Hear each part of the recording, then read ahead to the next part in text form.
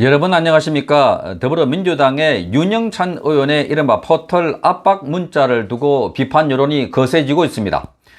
그동안 이런 언론 장악과 간섭이 이번 한 차례가 아니라 아주 수차례 지속적으로 이루어져 온 것이 아닌가 하는 비판인 것입니다. 자, 윤영찬 의원은 지난 8일 국회 본회의장에서 자신의 비서로 추정되는 인물과 문자를 주고받았는데 그 내용에 아주 엽기적인 내용들이 들어있었습니다. 포털 사이즈에 조영희가 주호영 국민의힘 원내대표 연설은 바로 메인에 반영되네요 하는 문자를 받고 이에 윤 의원은 이거 카카오에 강력하게 항의해 주세요. 그리고 카카오 너무하군요. 빨리 들어오라고 하세요 하는 답이 들어있습니다. 빨리 들어오라고 하세요. 카카오 보고 들어오라는 것입니다. 바로 이 문자입니다. 이 문자 이렇게 보시면 어제 하루 종일 뜨겁게 달궜던 내용입니다. 주호영 연설은 바로 메인에 반영되네요 하고 이 메인을 찍어가지고 보내줬습니다. 다음 카카오에 나와 있는 포털을. 그러니까 이거 카카오에 강력하게 항의해 주세요 라고 윤영찬이가 이렇게 답을 보냈고, 그리고 또다시 밑에 글을 쓰고 있는 것이 카카오 너무하군요. 들어오라고 하세요. 들어오라고. 그러니까 카카오 측의 편집을 담당하는 책임자이거나 카카오 책임자를 지금 국회에 들어오라고 그렇게 말하고 있는 것입니다. 국회에. 자, 이걸 보고 그동안 얼마나 많이 이런 식으로 항의를 하고 간섭을 했을까? 또 국회에 들어오라고 하는 것, 이렇게 지시하는 것을 보니까 마치 자신이 부하 직원에게 이렇게 명령하듯이 오라고 하는 것 같다. 아주 당연한 것처럼 여기고 있는 것 같아. 이렇게 말하고 있습니다. 이게 어제 한 번뿐만이 아닌 것 같다. 상습적으로 그렇게 온 것이 아닌가라는 추정이 가능하고, 이게 다음뿐만 아니라 네이버에도 그렇게 하지 않았을까. 특히 네이버는 윤영찬이가 거기 부사장 출신입니다. 따라서 친정에 대해서는 얼마나 더 많은 사람들 알고 있고, 그래서 더 많은 지시를 하지 않았을까. 지시, 명령 같은 것을 하지 않았을까 하는 생각이 듭니다. 자, 이뿐이겠습니까? 다음과 네이버 같은 포털뿐만 아니라 일반 언론사까지 이렇게 호출하지 않았을까.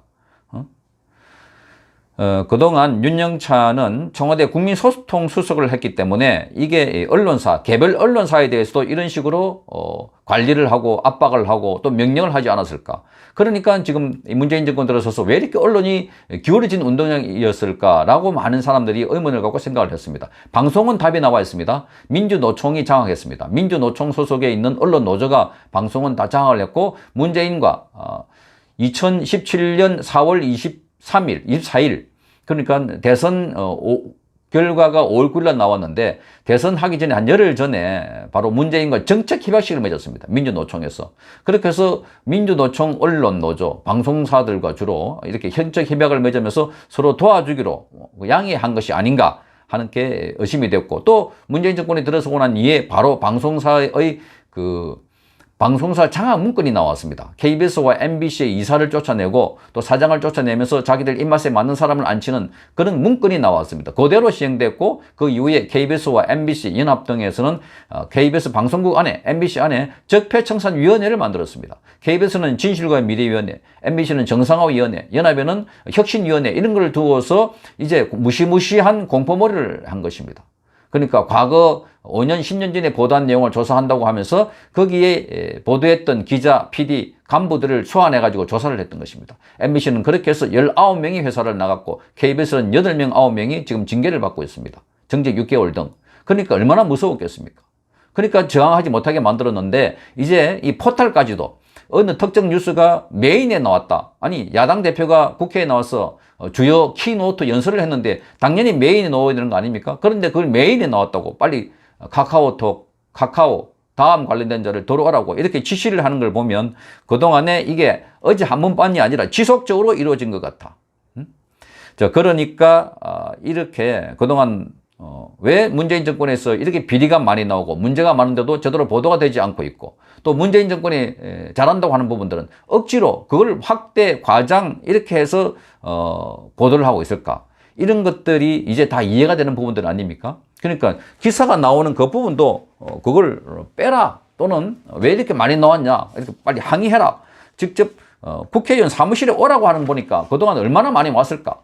지금 다음 측 사람뿐만 아니라 다른 측 언론사들도 윤영찬에게 많이 불려간 것 같다. 과거에는 청와대 불려간 것 같고 지금은 국회의원 사무실로 불려간 것이 아닐까 하는 생각이 듭니다. 그러니까 지금 이 언론이 이렇게 장악됐다는 것을 지금 마음 놓고 하고 있는 것이 아닌가. 국회 안에서 뉴스를 들으면서 문자를 보내고 있는 이런 윤영찬. 자, 이 윤영찬에 대해서 이 해명도 거짓말인 것으로 드러났습니다. 자, 이낙연 대표 연설을 보면서 카카오톡을 모니터링 했는데 메인 페이지가 뜨지 않았다. 연설이 시작하자마자 기사가 떠서 형평성 문제가 있는 것 아닌가. 그래서 예고된 여야 대표 연설에 왜 이렇게 차이가 나는지 알아보라고 의원실에 이야기한 것이다. 자기 의원실에 이야기했다고 합니다. 그러니까 보좌관이나 비서관에게 이야기했겠죠. 이 사안을 정치적으로 끌고 가는 데 대해서 대단히 유감이다. 이렇게 했습니다. 나는 내가 느끼는 부분에 대해 의견을 전달할 자유가 있다. 이렇게 말했습니다. 정말 뻔뻔하지 않습니까? 언론에 간섭하고 탄압하고 압력을 행사한 것으로 보이는데 여기에 대해서 의견을 전달할 자유가 있다. 이렇게 말했습니다. 그런데 이 내용도 보면 지금 이낙연 대표의 기사가 모니터링 했는데 뜨지 않았다. 이런 식으로 이야기하고 있는데 이게 지금 조선일보가 조사한 바에 따르면 이렇게 떴습니다. 이게 메인 화면 배열의 이력 배열인데 여기에 보시면 기사가 메인 화면에 나온 순수가 나와 있습니다. 거기 보면 이렇게 언더라인 치고 빨갛게 표현하게 되어 있는 거. 고통이 더 큰 국민 먼저 돕는 것이 연대이자 공정. 이렇게 이낙연이라고 써 있습니다. 보이시죠? 여기에 메인 화면에 뜬 겁니다. 이낙연. 고통 더 큰 국민 먼저 매듭되는 것이 연대다. 여기 하나만 놓은 게 아닙니다. 또 있습니다. 여기 또 보면 이렇게 오늘 첫 교섭 단체 대표 연설 이낙연 오늘 첫 교섭 단체 대표 연설 코로나 넘어 국가 비전으로 이렇게 나와 있습니다. 이렇게 여기에 메인 화면에 나왔던 걸 표시되어 있는 겁니다. 그러니까 윤영찬은 다음에서 이낙연에 대해서는 이렇게 메인 화면에 보내지 않았는데 어떻게 해서 주호영은 메인 화면에 보냈냐. 그래서 이거를 형평성 차원에서 알아보려고 했다. 그런데 형평성 차원에서 알아볼 것도 없습니다. 이낙연이 더 많이 나와 있다. 여기 조선일보가 취재한 바에 따르면 이렇게 나와 있습니다. 이낙연 대표가 연설한 날 관련 기사 4건이 다음에 메인 뉴스 화면에 올라와 있다. 4건이나 올라와 있다고 합니다.